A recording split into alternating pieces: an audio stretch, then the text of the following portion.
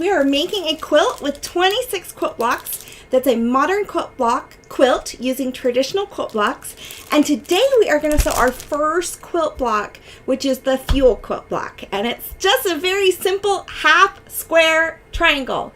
So I am coming to you from Salt Lake City, Utah, and let me know where you are from and where you are tuning in from, because today we are starting on the sewing. So the two quilt blocks that we're going to make is this simple half square triangle quilt block. This is a skill building quilt, so we start off really simple and really easy, and then we build up. Hi, Gloria, it's good to see you. And then we are also making a paper piecing one, so let me show you guys the Live Well, Live Strong Quilt in the foundation paper piecing. Is that just not amazing? It is 20 inches by 20 inches. So there are a couple different ways. This looks a little awkward because there's still the paper on the back of the quilt. Because we use a foundation paper piecing method to make this. And the foundation paper piecing method is where we stitch actually on the fabric itself. So here is the foundation paper piecing quilt. Isn't that gorgeous? You can also make the quilt in the classic bright version, which is right behind me. And you can also make the quilt in the negative space version. So all three of these versions is available with the Live Well, Live Strong pattern. And today is the first quilt block, which is fuel, as I said earlier. So we are going to make these two versions. I'm going to show you how to make a half square triangle block. Each one of the quilt blocks gets harder as we go along. Hi, Liz. Hi, Laura. Hi, Gloria. Hi, Shannon. It's good to see everybody. So this is our half square triangle, and this is our paper pieced version of the half square triangle. So let's go ahead and get started. Which should we do first? The paper piecing or the traditional pieced quilt block? Does anybody want to say hi? Randy, it's good to see you. We are starting the sew along again. I have moved my quilt pattern into my binder. And I don't know if you remember, but I taught you guys how to make a binding clip. Some time ago, it was a live video that we did. And I have marked my page where the instructions are in the pattern. And I'm going to pull out of here because I cut my paper piecing pieces and slipped it into the page for the pattern in my sheet protector. So I hope you guys, has anybody cut out their paper piecing pieces yet? When you use your paper piecing pieces, you're going to print this off, which we've talked about before, on a newsprint paper, which is a little bit lighter than standard paper. And then you're going to cut that out with some paper scissors. So you definitely need paper scissors to work on the foundation paper piecing version. And you will need your regular scissors for regular fabric scissors too. So let's go ahead and just get started with the traditional piecing. So Shannon has requested that, and let's go ahead and get started with that. So I've pre-cut my pieces right here, and I'm gonna go ahead and press them. Let me go ahead and change the camera view to the overhead camera view. So this is my little pressing mat, and I just pressed my pieces.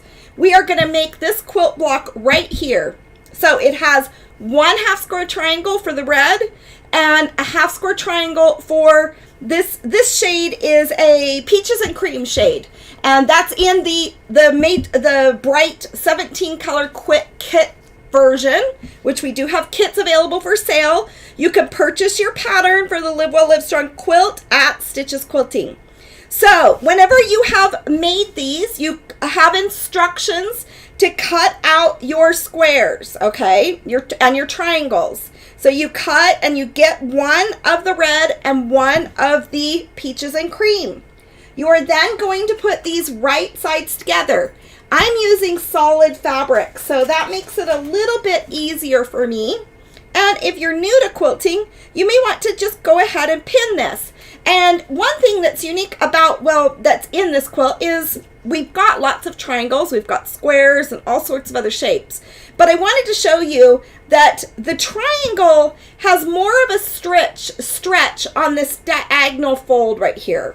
On your other folds, if you've cut it on the grain, which is fine, you don't have as much of a stretch. So be aware while you're building your Live Well, Live Strong that you do want to make sure that you don't overstretch this as you are piecing your blocks together. So I'm going to go ahead and lay these down. And so for that reason, you may want to go ahead and pin your quilt blocks, especially if you're new to working with triangles. And that way you can go ahead and make sure you're not stretching anything on the bias as you are building out your quilt block. So this is a very simple, and that is why this is the first quilt block. So let's go ahead. I'm going to turn this over to the sewing machine. Sorry, let me go back over to the sewing machine video. Hold on, this is really funny. My views are different. Okay, maybe we're going to stick with this. I don't know, something's a little wonky there, but we'll go ahead and go to the overhead view.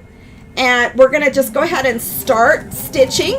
I'm using a 1/4 inch seam foot, and I'm using washi tape just in case, and to just demonstrate to you that if you don't have a 1/4 inch seam foot, you are going to want to add some washi tape there. It's very, very important when you're sewing this quilt that you always use a 1/4 inch seam to match everything, okay?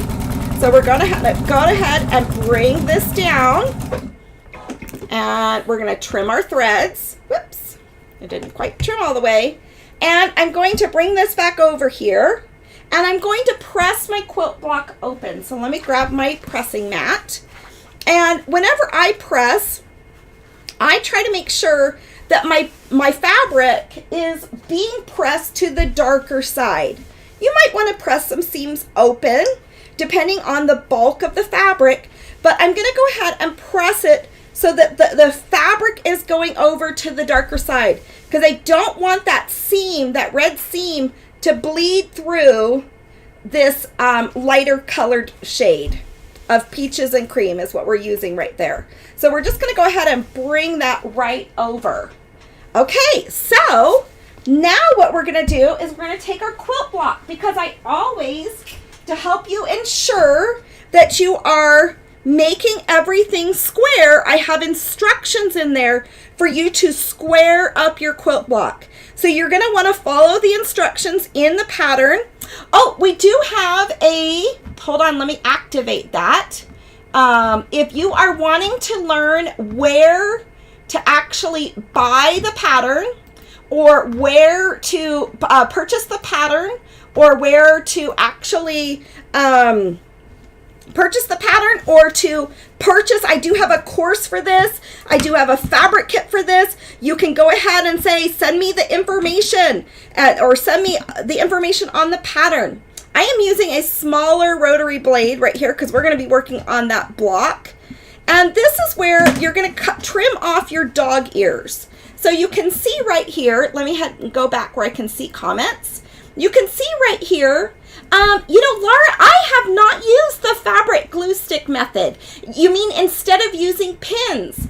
I haven't. I've used it a little bit on, so I have ensured that this quilt block is actually squared up, because in order to get your quilt top nice and flat, you need everything to be accurately sewn.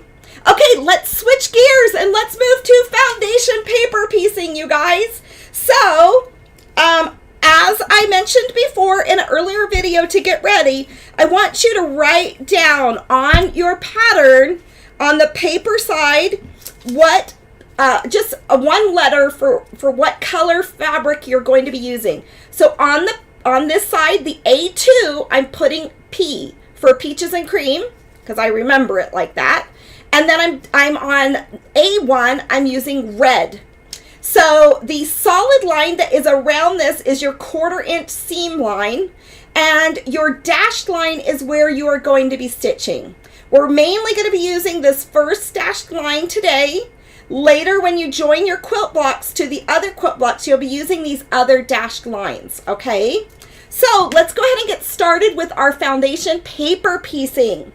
Okay, now all you need are some fabric scraps, okay?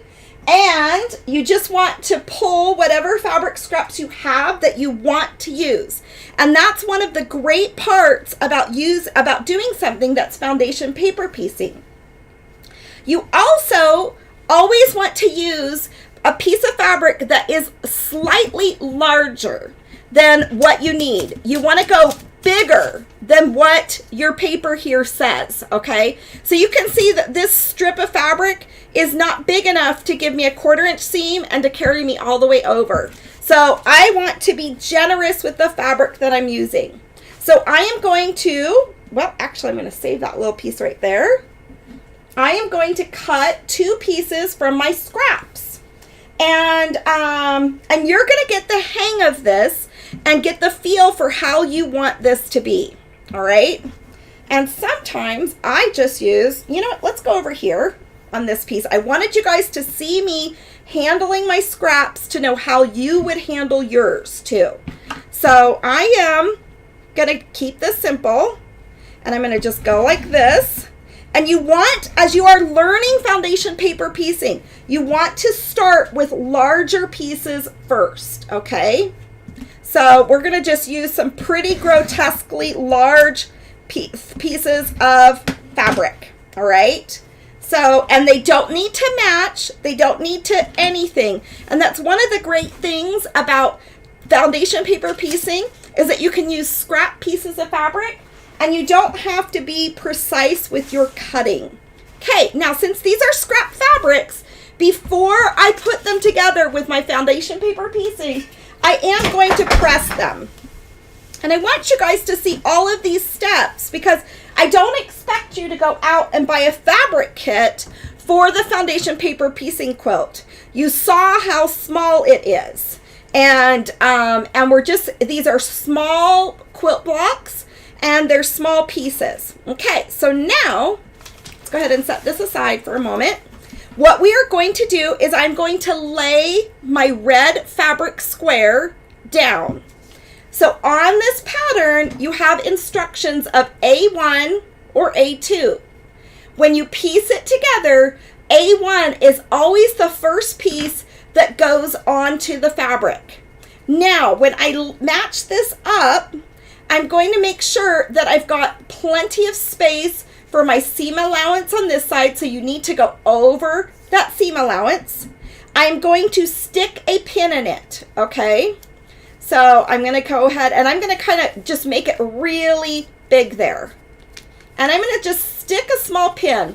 I like to use just like a small fine pin without much of a head so that when I press things or when I'm pinning, I don't have to worry about things being extra large or a really big pin shaft. Okay, so there we go with that.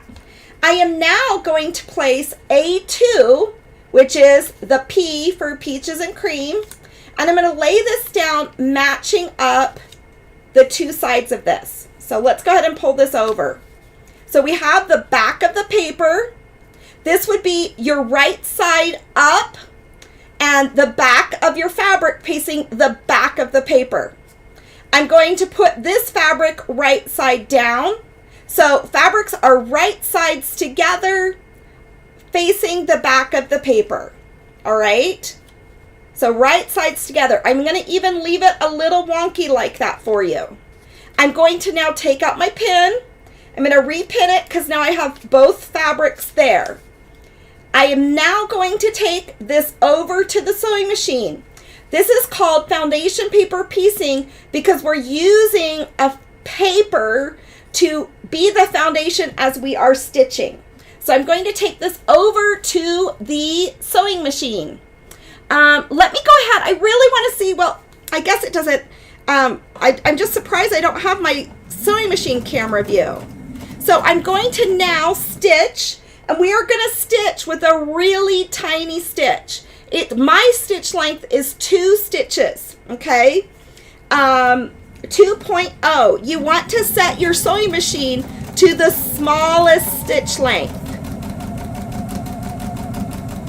You're going to come across your paper, bring it up, and you're going to, and there we go, trim your thread.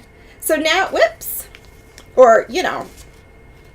Okay, so this is what we have right here. I am now going to take my pin out. I don't need the pin because I have everything stabilized with the paper.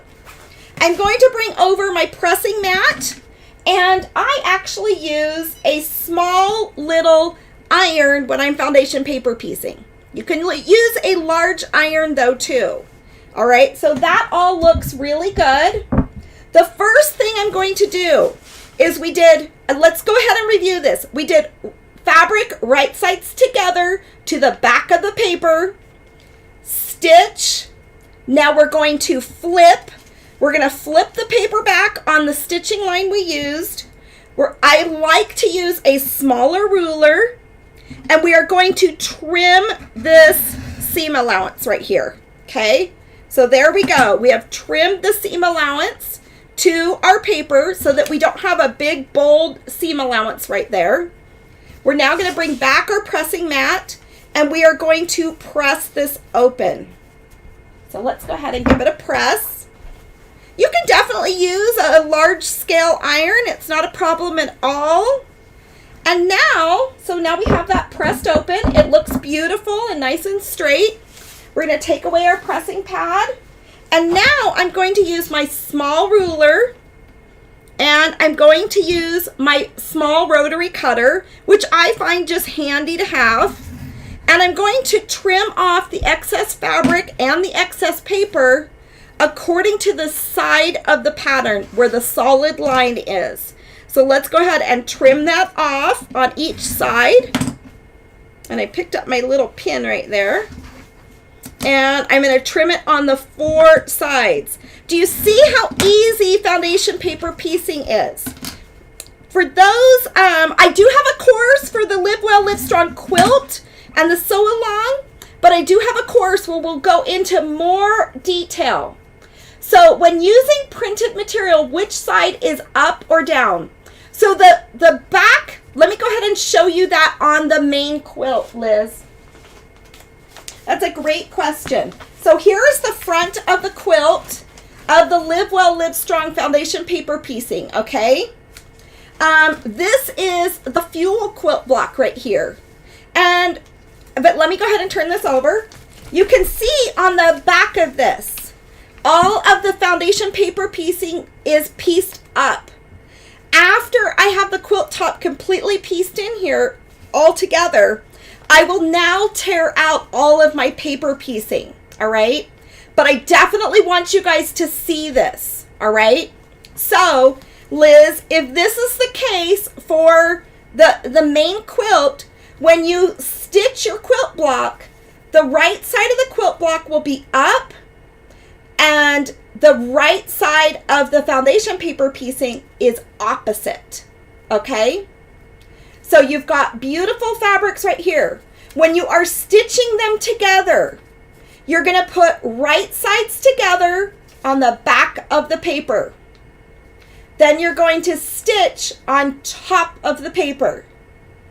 Then you're going to flip, stitch, and flip, trim your 1/4 inch seam. So you've got nice clean seams here. You don't want long and raggy seams. So you're going to stitch, flip, press, and open, and trim. Does that make sense? Do you guys have questions? Any questions you guys have out there? So, if you're interested in the pattern, if you're interested in the course or anything like that, go into the, just ask in the comments, say, send me the information, send me the pattern, whatever you want to do there. But this is what your quilt block is like. In the course, I will go into more detail. In the course, we will have Zoom classes where you guys can ask questions, show me what you're doing on in your personal space, and you can put it up to your camera and show me what you're doing so I can help correct you. But that's what we do for foundation paper piecing. So we'll keep doing this week after week. So right sides together on the back of the paper. Maybe I should be using fabric that isn't solid, you guys. And then we're going to stitch with the paper up because I need to see this line because I'm stitching right on top of that line. Okay, so let's go ahead and change the camera real fast with just one moment. Let's go ahead and switch up camera. All right, now this quilt is about health. Oops, sorry, I just dropped my little quilt. This quilt is about health and wellness for women. And each one of these 26 quilt blocks, we've taken traditional quilt blocks, we're putting them in a modern method, either through foundation paper piecing, either through the quilt behind me, where it's in the classic layout, or in the negative space layout, okay? We just made the first quilt block, which is the fuel quilt block. And it's right here and right here. The fuel quilt block, just for so you have the health and wellness aspect. And this is something that you work on this next week. And so we're doing incremental growth with your sewing and stitching skills and also with your own personal wellness skills. Fuel is about how you fuel your body. And we want to take care of our bodies. And the way that we take care of our bodies is we give them adequate sleep, adequate rest, adequate food, adequate water, and all of the things that we need to fuel our body with. So make a goal for you this week to fuel your body and to work on something that will fuel your body to make you stronger and to be able to sustain and to be more resilient. Part of those things is definitely sleep, and for me, definitely water and adequate food. I need to eat more fruits and vegetables and maybe drink a little less Diet Coke. So those will be some of my goals for this week. And that's what we're going to work on. Our next quilt that we're working on, the quilt block that we'll work on Friday, is the leisure quilt block right here. It's a classic pinwheel quilt block. It's a traditional pinwheel quilt block. And that one is going to be about leisure. So come back Friday at noon and we'll review how to make your quilt block. Please post a picture in the Everyone Can Quilt of what you make. And please share that. So I can't wait to see what you guys make and share some of the goals that you're doing. For the course, we are going to have an inner circle private Facebook group. But for the sew along, I'm also going to create another Facebook group that I'll have available for you so that you can post your pictures in there. And it'll just be about Live Well, Live Strong. So there'll be an inner circle one for the Facebook group for the paid course, but I will create another Facebook group that'll just be for the sew along where you can post photos, but also you can post those in the Everyone Can Quilt group. Okay, you guys, good luck with your fuel goals this next week. Be sure to work on those. Good luck with sewing your half square triangle quilt blocks and your paper foundation paper piecing quilt block for fuel. So they're just simple half square triangles, but they're definitely learning new techniques as you go along. Love you guys. Have a good day, and I'll see you again on Friday at noon.